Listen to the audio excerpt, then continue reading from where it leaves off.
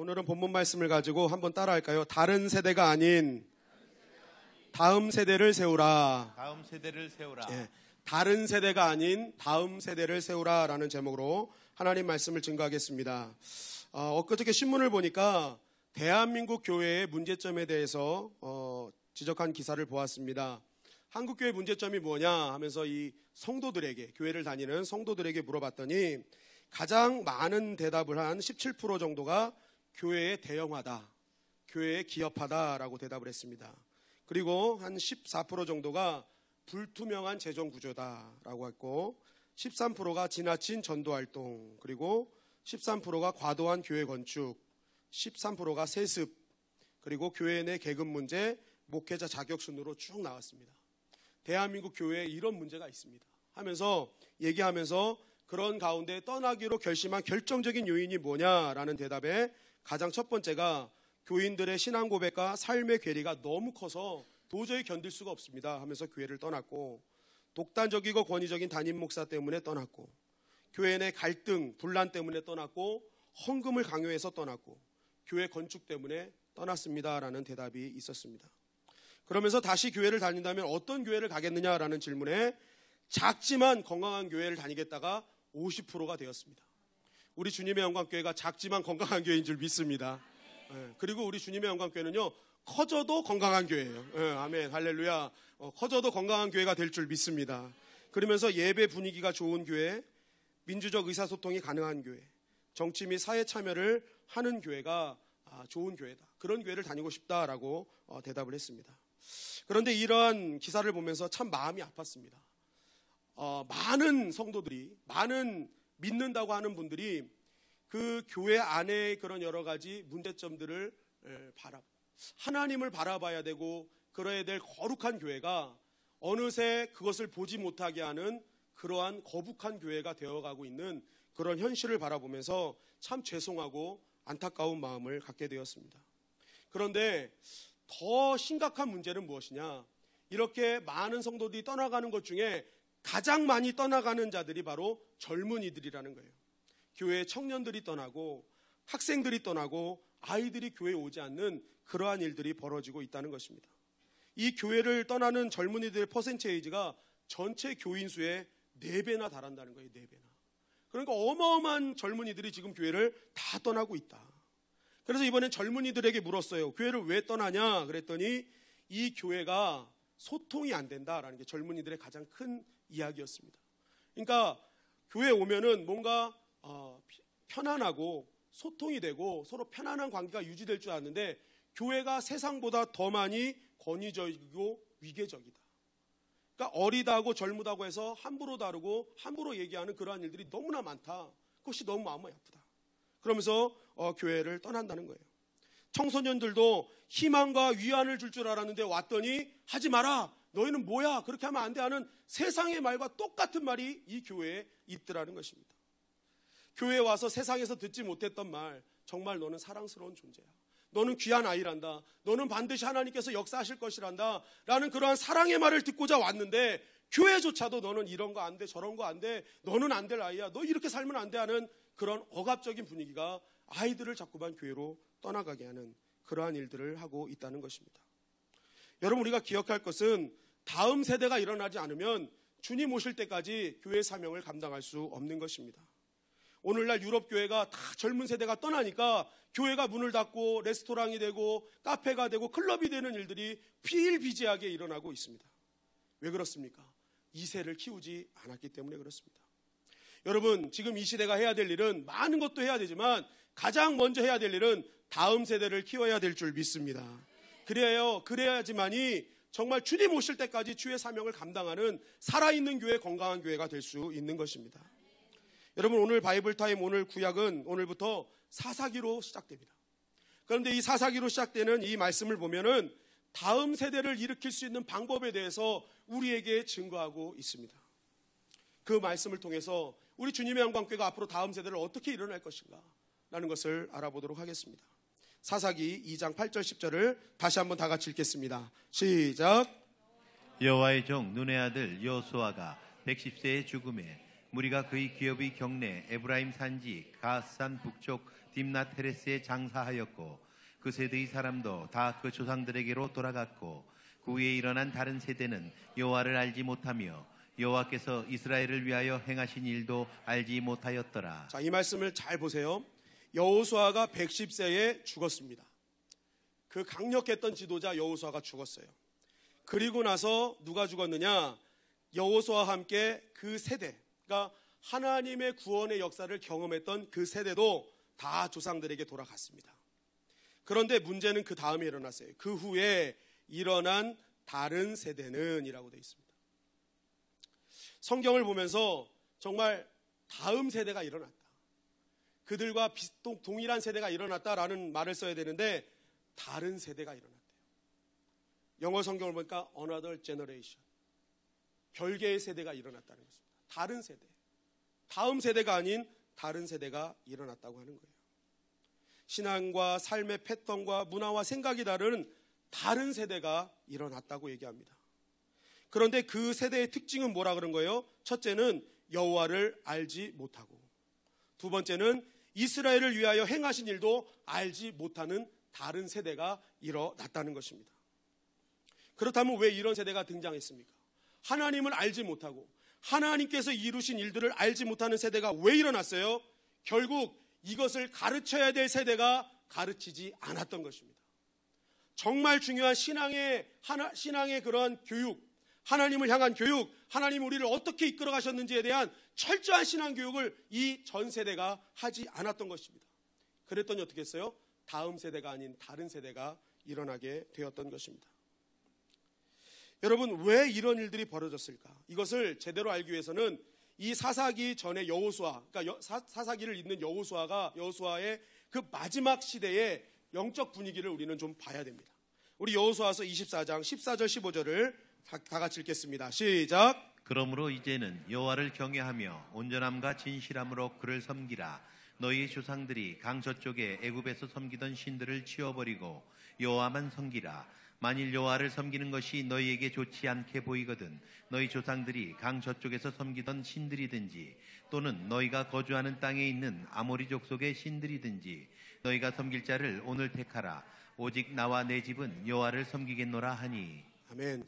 자, 여호수아가 이제 마지막 때 유언으로 얘기를 하는 거예요. 그러므로 이제는 여호와를 경외하며 온전함과 진실함으로 그를 섬겨라. 자, 보세요. 이제는 섬겨라 하는 것이 뭐예요? 지금까지는 어땠다는 거예요? 지금까지는 아니었다는 거예요. 이제는 좀 섬겨야 되지 않겠니? 그리고 어떻게 하는 겁니까? 만일 여호와를 섬기는 것이 너희에게 좋지 않게 보이거든. 그러니까 지금 이스라엘 백성은요, 이것도 아니고 저것도 아닌 거예요. 세상도 얹어 있고 하나님께도 얹어져 있는 거예요. 그런데 이제는 너 정말 양다리 거치지 말고 여호와만 섬기자. 우리가 지금 이 땅까지 여기까지 승리할 수 있었던 이유, 여기까지 올 수 있었던 이유, 하나님 때문 아니냐. 나는 죽기까지 나는 하나님 섬길 거다. 우리 집은 너희도 빨리 택해라. 하나님만 섬기자 하고 결단을 촉구했던 것입니다. 이러한 결단의 촉구를 듣고 여호수아서 24장 31절은 이렇게 증거합니다. 다 같이 읽겠습니다. 시작. 이스라엘이 여호수아가 사는 날 동안과 여호수아 뒤에 생존한 장로들 곧 여호와께서 이스라엘을 위하여 행하신 모든 일을 아는 자들이 사는 날 동안 여호와를 섬겼더라. 자, 이 말을 듣고 모든 백성들이 알겠습니다, 우리가 하나님을 섬기겠습니다라고 결단을 하는 거예요. 그래서 이스라엘이 여호수아가 사는 날 동안 강력한 리더십을 갖고 있는, 영적 리더십을 갖고 있는 여호수아가 사는 날 동안 계속 어떻게 해요? 그리고 하나님의 그 구원 역사를 아는 그러한 사람들이 다 하나님을 섬기게 됐다. 사는 날 동안. 그러니까 이 마지막 때의 영적 분위기는요, 사실 좋지 않았어요.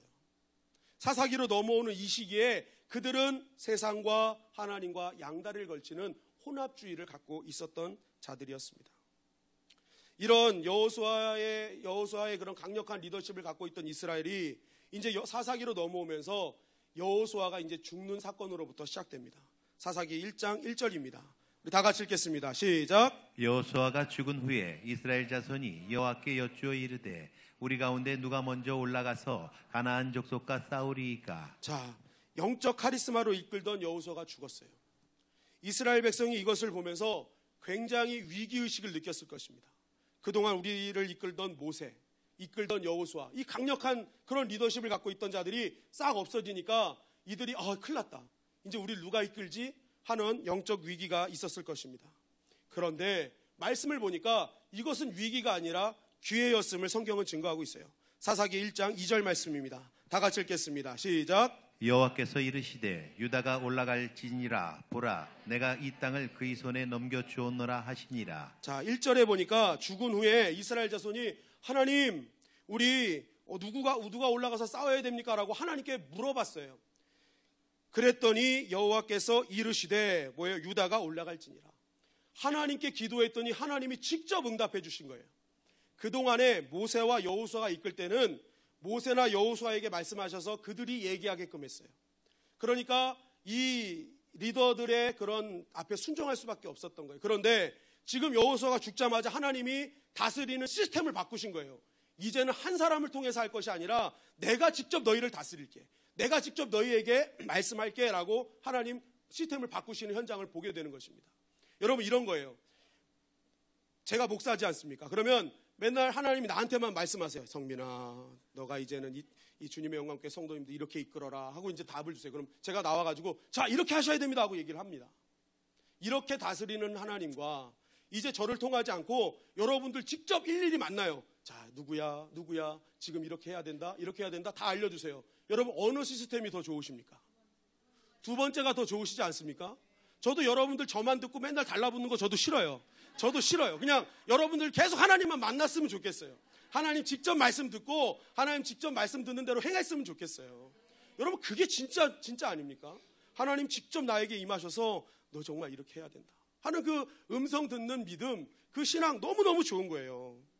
그러면 보세요. 이렇게 좋은 시스템이 다 갖춰졌는데 좋은 상황이 됐는데 직접 관여하는데 어떻게 해요?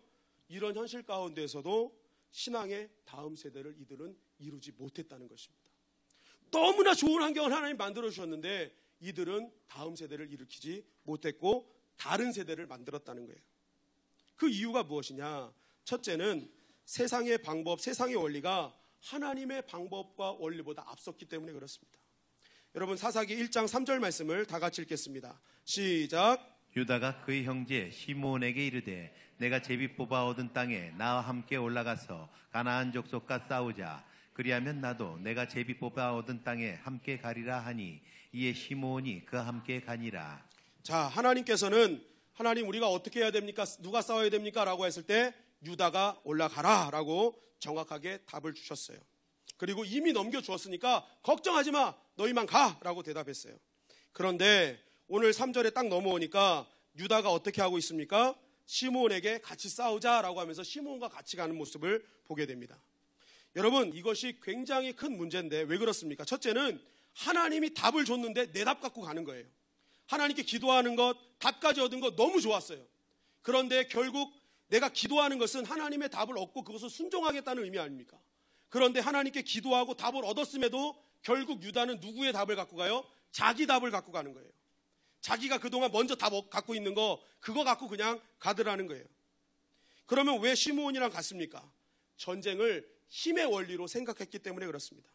숫자가 많아지고 세력이 많아지면 우리가 든든하게 이길 수 있다, 확실하게 이길 수 있다라는 그 힘의 논리로, 세상의 논리로 생각했던 것입니다. 여러분 여태까지 이스라엘 백성은요 힘의 논리로 이긴 적이 없어요. 이스라엘 백성들이 가나안 하나하나 족속을 정복할 때마다 그들이 승리하는 원리는 하나님이 함께 하시느냐 아니하시냐는 논리였어요. 하나님의 말씀에 순종하느냐 순종하지 않느냐는 순종의 논리로 하나님께서 승패를 좌우하셨단 말입니다. 그러니까 이스라엘 백성들은 한 번도 숫자로 이긴 것이 아니라 하나님 말씀에 입각한 믿음으로 이겼어요. 여러분 나중에도 보면 다윗이 전쟁에 나갈 인구조사하면서 하나님께 그걸로 벌을 받지 않습니까? 그러니까 다윗도 하나님께서 어디를 가든지 이기게 하셨는데 다윗이 그것을 깨닫지 못하고 사람의 수로 이긴다고 생각하니까 하나님이 벌을 내리셨습니다. 순종 전쟁을 해야 될 자들이 힘의 논리로 하는 전쟁을 하는 모습을 보이기 시작한 것입니다. 세상의 원리가 하나님의 법보다 앞서기 시작한 것입니다. 더 있습니다. 사사기 1장 6절 말씀입니다. 다 같이 읽겠습니다. 시작. 아도니 베색이 도망하는지라 그를 쫓아가서 잡아 그의 엄지손가락과 엄지발가락을 자르매. 자, 여기서 이제 베색까지 올라가서 이제 베색과 전쟁을 하는데 너무나 압도적으로 이깁니다. 그러면서 이 아도니 베색, 이 아도니 주인이란 뜻입니다. 베색의 주인, 베색의 왕이란 뜻이에요. 이 베색의 왕을 잡았어요. 그런데 잡아서 이스라엘 군대가 어떻게 했느냐? 그의 엄지손가락과 엄지발가락을 잘랐다라고 얘기했습니다. 베색을 향해서 대승리를 거뒀던 이스라엘 백성들이 했던 일을 대해서 정확하게 성경은 기록하고 있어요. 엄지손가락과 발가락을 잘랐다. 여러분, 사실 이 왕을 잡아서 데리고 가는 것조차 사실은 잘못된 거예요. 왜냐하면 하나님은 이 가나안 족속을 다 진멸하라 그랬어요. 하나도 남기지 마라. 다 죽여라. 왜냐하면 이 가나안 땅의 죄악이 너무나 관영했기 때문에 그것이 조금이라도 이스라엘 백성에게 들어오면 다 순간에 가나안 문화, 가나안 죄악으로 관영해지기 때문에 하나님은 아예 금했었던 것입니다.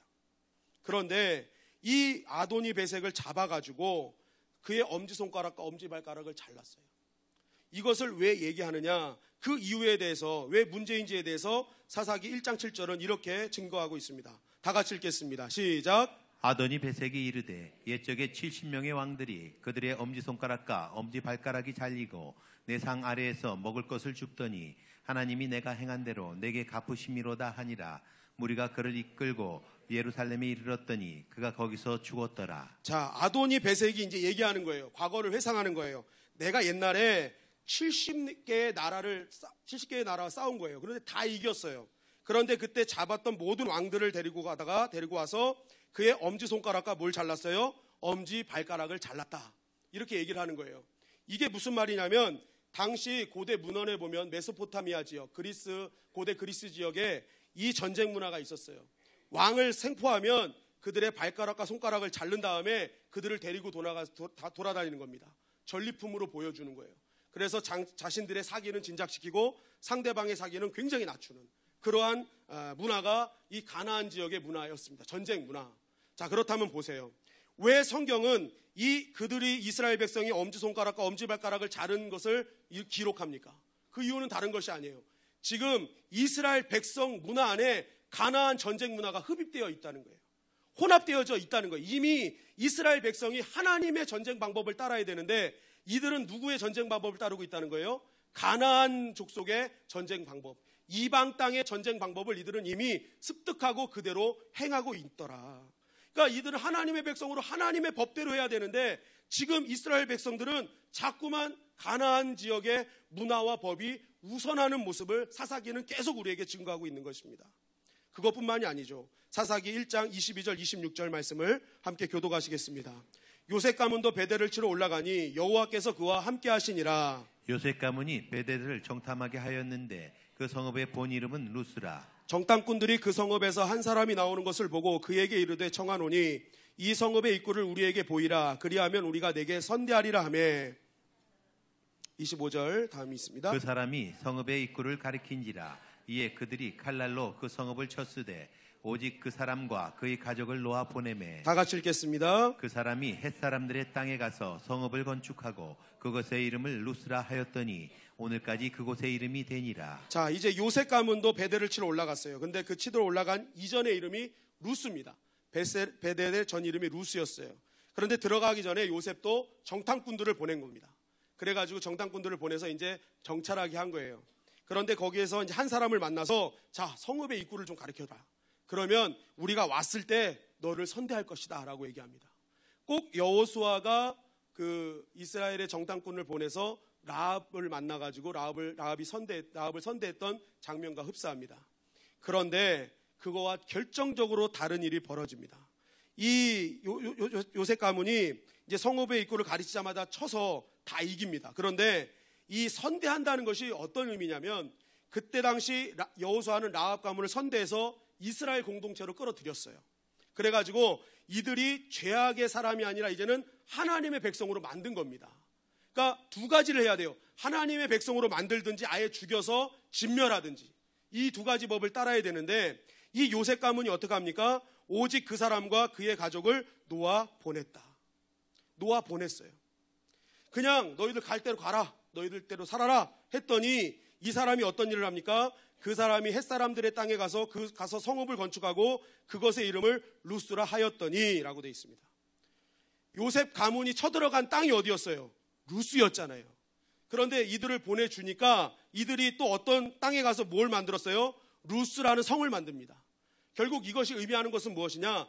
진멸해야 될 하나님의 그 이웃 가나안 백성을 진멸하지 않으니까, 이들을 살려놓으니까 이들은 다시 가서 자신들의 신, 가나안의 신, 가나안의 죄, 그것을 가지고 동일한 일들을 행하더라는 거예요. 그냥 그것이 그대로 유지되더라는 것입니다. 가나안 땅에 싹 없어야 될 그런 죄성들이 다시 한번 생기게 되는 요인이 되었다라고 성경은 말하는 거예요. 요셉 지파가 결정적으로 실수했다는 것입니다. 문제는 이후에 열거되는 모든 지파가 똑같은 일을 계속 반복해요.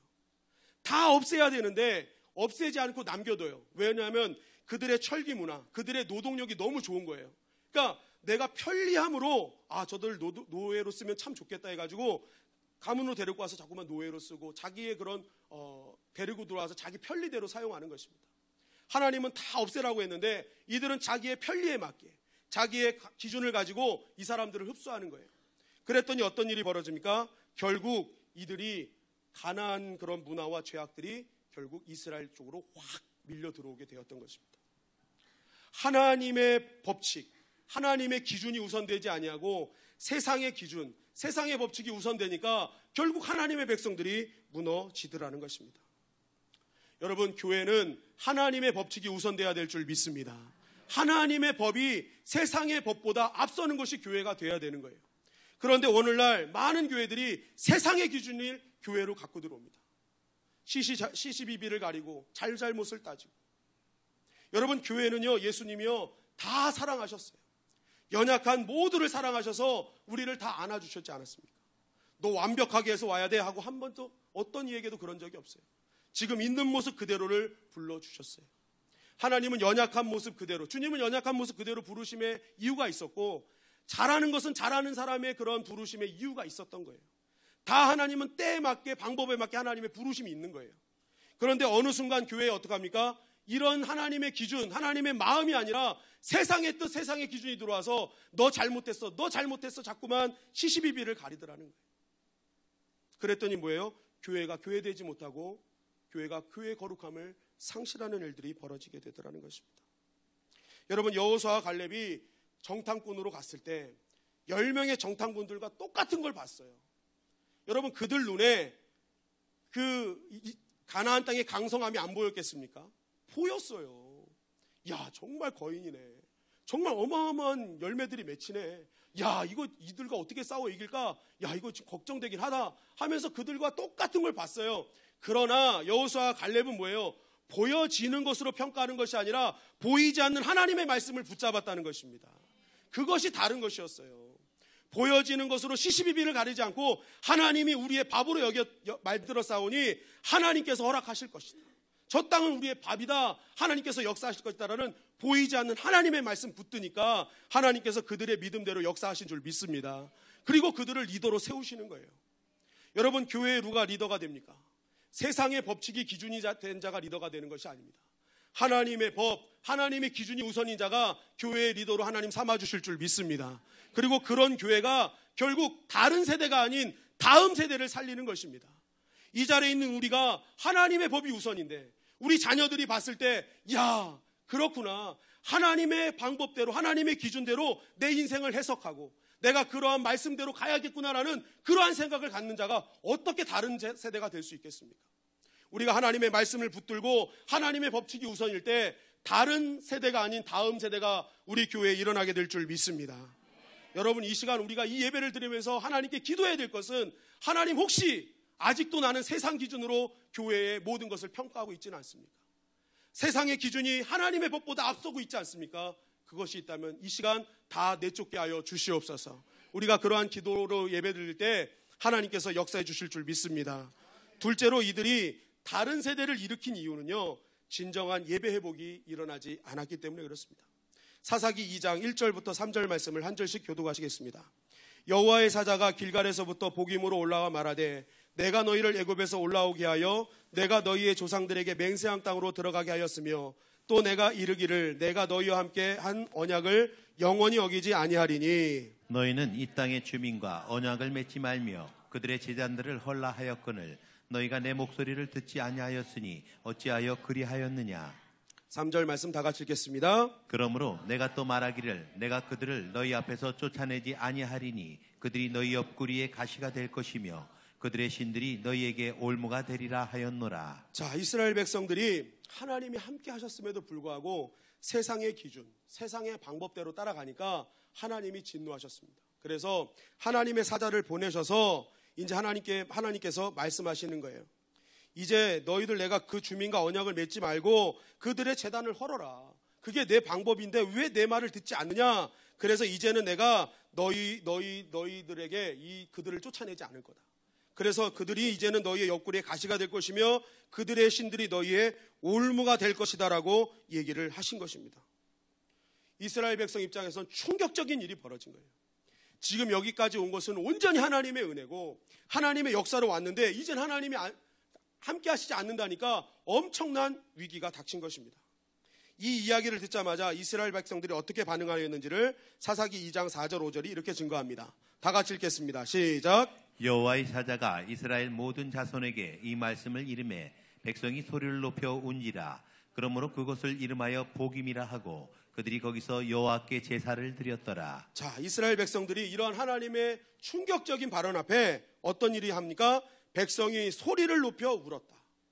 소리를 높여 울었는데 그것이 너무 심각하게 울어서 그 이름을 복임이라 했다. 이게 통곡의 병, 골짜기 그런 이름입니다. 그러니까 엄청난 눈물을 흘린 거예요. 엄청난 눈물을 흘리고 그 다음에 눈물을 흘리면서 거기서 어떻게 했대요? 여호와께 제사를 드렸더라. 엄청난 통곡과 예배가 있는 현장이었어요.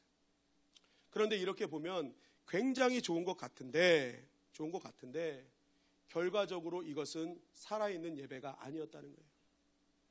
그냥 하나님의 충격적인 발언을 좀 돌려주기를 바라는 마음에서 한 종교적인 행사에 불과했다는 것입니다.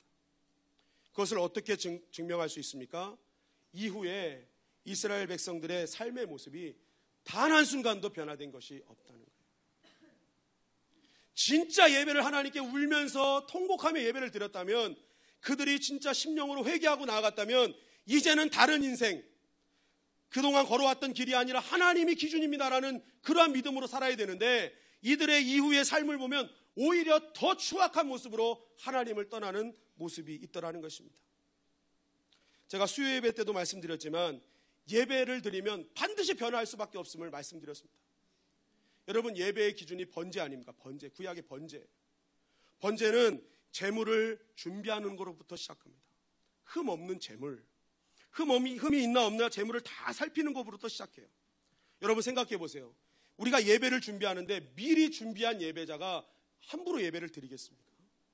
그러니까 번제는요, 흠 없는 양을 준비해야 되는 거예요. 다 찾아봐야 되는 거예요. 그렇게 준비된 예배와 준비되지 않은 예배는 다를 수밖에 없어요. 아무튼 그렇게 흠 없는 제물을 딱 찾으면요, 거기에 손을 얹고 자기의 죄를 전가시킵니다. 그리고 나서 이 양을 제사장이 잡아주는 것이 아니라 그때부터 이 제물을 가져온 자가 잡아요. 다 찢고 각을 뜨고 머리를 잘라내고 팔다리를 잘라내고 내장을 끄집어내는 일을 본인이 다 합니다. 왜 하느냐? 머리를 잘라내면서 고백하는 거예요. 하나님, 내 생각으로 지은 죄를 용서하여 주시옵소서. 팔다리를 잘라내며 하나님, 내 팔다리로 지은 죄를 용서하시고, 몸통을 잘라내며 내 몸으로 지은 죄를 용서하시고, 마음으로 지은 죄를 용서하여 주시옵소서. 그리고 이제는 나의 생각과 나의 팔다리와 나의 몸통이 하나님의 사람으로 바뀌어지는 결과, 하나님의 도구가 되게 하여 주시옵소서 하는 결단의 시간이 되는 것입니다. 그럼 생각해 보세요. 그 번제를 제대로 드리는 사람은 그 예배를 드리고 제사를 드리고 나서 하나님의 사람으로 변화됐겠습니까? 변화됐겠습니까? 변화될 수밖에 없는 거예요. 이거는 대답할 여지가 없는 거예요. 그렇게 예배를 드린 자가 어떻게 다른 인생을 살 수 있겠습니까? 그런데 예배도 마찬가지라는 거예요. 예배는 거룩한 산제물로 내가 하나님께 드리지는 시간입니다. 예배를 드리면서 나의 머리로 지은 죄, 나의 팔다리로 지은 죄, 내 마음과 몸통으로 지은 그 모든 죄를 산제물 돼서 다 잘라내는 시간이란 말이에요. 그러면서 결단하는 거죠. 하나님, 이제는 내 손과 발이 하나님의 온전한 도구가 되길 원합니다. 내가 이 성전을 빠져나가는 순간부터 내 생각과 마음이 하나님과 하나 되길 원합니다. 그게 예배인 거예요. 그게 예배. 그럼 이 예배를 제대로 드린 사람이 이 성전을 빠져나갈 때 그냥 함부로 살겠습니까? 그 예배는 반드시 변화하게 만든다는 것입니다. 그런데 오늘 그렇게 눈물을 흘리고 하나님께 예배를 드렸음에도 불구하고 이들의 삶은 전혀 변함이 없었던 거예요. 여러분, 눈물을 흘린 것만이 은혜를 받은 것이 아닙니다. 오늘 여기서 예배를 드리는 것, 이것이 살아있는 예배가 드리지 않으면 종교 행사에 불과한 것이에요. 예배를 끝나고 내가 했던 행동 그대로 하면은 그냥 종교 의식하고 돌아간 것입니다. 그것은 하나님이 기뻐하시는 예배가 아니라는 거예요.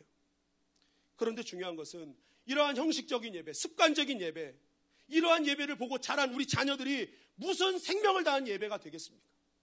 그들이 무슨 산재물로 하나님께 드려지겠습니까? 여러분, 부모님들이 나의 생명, 나의 모든 삶, 이 주관하시는 분은 하나님이시다. 정말 하나님이 나의 목숨까지도 다 갖고 계시는 분이라 생각하고 철저하게 주일 예배 드리고 하나님께 엎드려지는 모습을 볼 때 그 아이들이 하나님 앞에 안 매달리겠습니까? 그 아이들이 하나님 앞에 엎드리는 거예요. 나 역시도 나의 생명은 하나님께 달려 있습니다.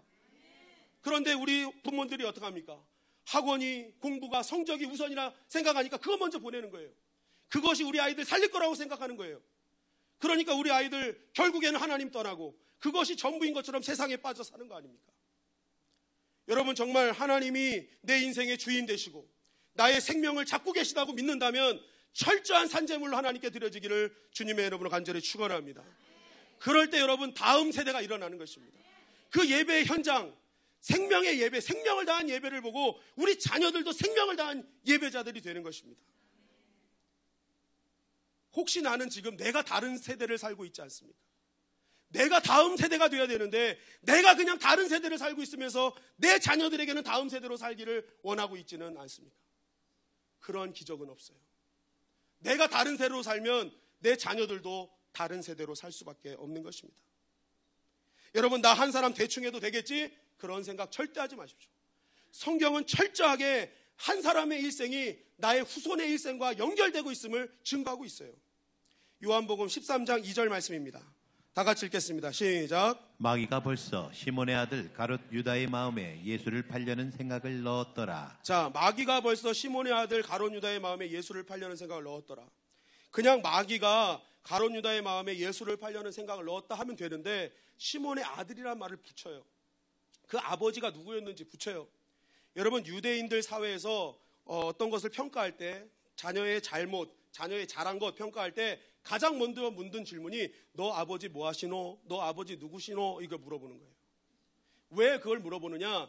지금 너가 이렇게 잘한 이유는 너의 아버지의 신앙으로, 너의 아버지의 가르침으로 됐다. 그런 의미예요. 그러니까 야, 니네 아버지 참 대단한 분이구나 얘기하는 거예요. 그리고 잘못하는 것도 야, 너 아버지 도대체 누구냐? 너를 왜 이렇게 형편없이 만들었냐? 진짜 네 아버지 누군지 보면 알겠다. 널 보면 알겠다. 이런 얘기입니다. 그러면 성경이 이것을 집어넣은 이유가 뭐예요? 가롯 유다, 이 가롯 유다가 자기의 스승을 은 몇 냥에 파는 그런 파렴치한 인간으로 만든 사람이 누구라는 거예요? 그의 아버지 시몬이었다는 거예요.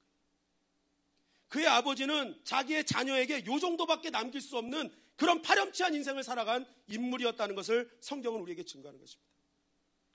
그래서 다윗이 골리앗을 이기고 돌아올 때 사울 왕이 다윗에게 물어보지 않습니까? 너 아버지가 누구니? 라고 물어봐요. 그때 다윗이 얘기합니다. 우리 아버지는 이새입니다. 이새입니다. 나를 이렇게 길러주시고 나를 이렇게 믿음 안에 대장부로 만드신 것은 우리 아버지 때문입니다라는 그런 고백인 거예요.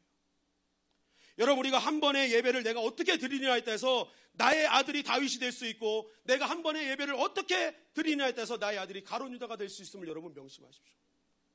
여러분들의 예배가 종교의식으로 끝나면 가롯 유다 만드는 거예요. 그러나 여러분들의 진정으로 살아있는 예배 하나님께 드리면 여러분들의 자녀는 다 다윗이 될 줄 믿습니다. 정말로 다음 세대를 일으키는 다윗과 같은 세대가 되는 것입니다. 여러분, 에브라임 족속이 있어요. 성경에 보면 이 족속은 복의 복을 얻은 족속이에요. 은혜의 은혜를 받은 족속이에요. 원래는 은혜 받을 수 없는 자들이에요. 요셉의 아들들 아닙니까? 그런데 레위가 빠지면서 이 므낫세와 에브라임, 요셉의 아들들이 들어가게 됩니다. 그런데 에브라임은 또 막내였어요. 막내의 막내였어요. 그런데 축복을 받을 때 우수로 축복을 받으면서 이 장자의 복을 받습니다. 그러니까 이 에브라임은요, 정말 많은 복을 받은 사람이에요. 정말 큰 은혜를 받은 사람이에요. 그러면 이렇게 하나님의 큰 은혜를 받았으면 주님 감사합니다. 나이까지 꽤 본데 나에게 이렇게 은혜를 주십니까 하면서 하나님 앞에 더욱더 충성하고 그 나라를 위해 희생하며 헌신해야 되는데 사사기 12장에 보니까 이 암몬과 이제 입다가 싸우고 들어와요. 근데 싸우고 들어왔는데 이 전쟁 다 끝나고 나니까 그때 에브라임이 쫙 나타나가지고 얘기합니다. 왜 너희들 싸울 때 날 안 불렀어? 라고 얘기합니다. 그런데 입다가 그렇게 얘기합니다. 내가 안 불러? 내가 싸울 때 보니까 너희들이 날 안 도와주던데 어디서 수작이야? 하면서 이 입다가 에브라임과 싸우기 시작합니다. 그래서 이 입다의 그런 그 전쟁에서 이기고 왔을 때 사기 충만했을 때 아닙니까? 그러니까 에브라임이 완전히 밀리는 거예요. 완전히 밀려서 막 도망가는데 입다가 너무 화가 난 나머지 계속 추격을 해가지고 이제 이 4만 2천 명을 죽입니다. 그러니까 이 에브라임 사람들은 약간 사투리식으로 이렇게 했나 봐요. 그래서 쉽볼렛이라는 단어를 못해서 십볼렛 이렇게 한 거예요. 쉽볼렛을 못해서 십볼렛. 그러니까 툭 찔러가지고 야 너 십볼렛 해봐. 그러면은 이제 십볼렛 하면은 에브라임이 아닌 거죠. 그런데 십볼렛 하면은 에브라임인 거예요. 그래가지고 다 죽이는 거예요. 다 죽이는 거예요. 그냥. 그러니까 우리나라 사투리로 하면은 뭐 쌀, 그걸 살 하면 쌀 해봐. 그러면 살 하면 죽이는 거예요. 그런 거예요, 그런 거. 그래서 능력 하면 능력 그러면 또 죽이는 거예요. 예. 그러니까 발음이 안 되면 죽이는 거예요. 발음이 안 되면 죽이는 거예요. 그러니까 이 에브라임 족속의 특징이 뭐예요? 받은 은혜가 있으면 열심히 하나님 앞에 다 드리고 철저하게 무릎을 꿇어야 되는데 힘들고 어려운 희생은 다 할 때는 숨어 있다가 이제 뭔가 좀 얻을 것 같으면 그때 나타나가지고 자기 자리를 차지하려는 그러한 모습들. 그러한 사람들의 대표적인 모습이라는 거예요. 그런데 조상이 이렇게 사니까 그 후에 어떤 일이 벌어지는지를 열왕기상 11장 26절은 이렇게 증거하고 있습니다. 다 같이 읽겠습니다. 시작. 솔로몬의 신하 느밧의 아들 여로보암이 또한 손을 들어 왕을 대적하였으니 그는 에브라임 족속인 스레다 사람이요 그의 어머니의 이름은 스루아이니 과부더라. 자, 솔로몬에게 대적을 하는 사람이라는데 여로보암. 그래서 이 사람을 통해서 분열 왕국이 되잖아요. 그런데 이 여로보암이 어떤 족속이었는지를 얘기하는데 그는 에브라임 족속이다라고 얘기하고 있어요. 조상이 그렇게 파렴치하게 얍삽하게 사니까 이 자녀들이 어떻게 된 거예요? 후손들이 역시 나라를 가르고 대적하고 그러한 인생으로 살더라는 거예요. 내가 제대로 살지 않으니까 내 자녀들이 제대로 살지 않더라는 것입니다.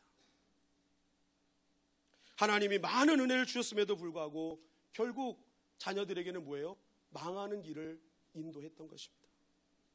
다음 세대가 아닌 다른 세대를 일으키는 어리석은 자리에 있었다는 것입니다. 여러분, 우리가 한 번의 예배를 드릴 때도 살아있는 예배로 하나님께 나아가기를 주님의 이름으로 간절히 축원합니다. 희생과 헌신을 하나님이 요구하실 때 적극적으로 하나님께 나아가는 것입니다. 그러면 하나님께서 그 은혜와 그 사명을 보시고 하나님께서 우리 자녀들을 다음 세대로 일으켜 주실 줄 믿습니다. 하나님은 다음 세대를 일으키시는 하나님이신 거예요. 그런데 그 다음 세대는 누구를 통해 일어나냐? 지금 이 시대를 살아가는 우리가 다음 세대로 살아갈 때 우리 다음 세대가 될 수 있는 거예요. 그런데 내가 다른 세대로 살고 있으면요, 우리 자녀들 역시도 다른 세대가 되는 것입니다. 지금 최고의 미국의 부자로 남고 있는 록펠러가 있습니다. 11조를 계산하는 부서 인원만 40명이었대요. 여러분 대단하지 않습니까? 놀라지도 않으시네요. 11조를 40명이 계산했대요. 40명이. 어마어마한 일입니다, 여러분. 지금 어마어마한 일이거든요. 안 놀래니까 제가 놀래거든요. 어쨌든 40명이 11조를 계산할 정도로 어마어마한 부자가 됐어요. 그런데 이 록펠러에게 물어봅니다. 당신은 어떻게 이렇게 부자가 됐습니까? 당신의 부자가 된 이유가 뭡니까?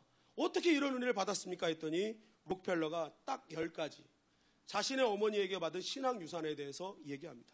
우리 한번 다 같이 한 개씩 읽어보겠습니다. 시작. 하나님을 친아버지로 섬겨라. 목사님을 하나님 다음으로 섬겨라. 오른쪽 주머니는 항상 11조 주머니로 하라. 원수를 만들지 말라. 예배 시간에는 항상 앞에 앉아라. 아침에 목표를 세우고 기도하라. 잠자리에 들기 전 하루를 반성하고 기도하라. 남을 도울 수 있으면 힘껏 도우라. 주일 예배는 본교회에서 꼭 지켜라. 아침에 말씀을 읽으라. 네, 제가 이걸 보여드리는 게 꼭 뭐 이렇게 하라 라고 하는 것입니다. 예. 근데 이걸 보면은요, 이 록펠러 어머니가 이 10가지를 주기 위해서 어떻게 살았을까요? 이거는요, 핵심이에요, 핵심. 이거보다 더 많이 하나님 앞에 바르게 살았던 것입니다. 록펠러 어머니는 록펠러를 키우기 위해서 어마어마한 신앙의 모습을 가지고 살았던 거예요. 록펠러는 그것을 늘 보면서 살았죠. 그러면서 이 어머니가 마지막으로 10가지 가장 엑기스 되는 10가지 항목을 탁 남겨주면서 너 이렇게 살아라. 내가 이렇게 살았던 것처럼 너 이렇게 살아야 돼. 록펠러가 이렇게 이 10가지를 따라서 살았던 이유가 뭐예요? 엄마가 그렇게 살았거든요. 그러니까 그렇구나, 엄마 이렇게 사니까 나도 이렇게 살아야지 하고 결단한 것입니다.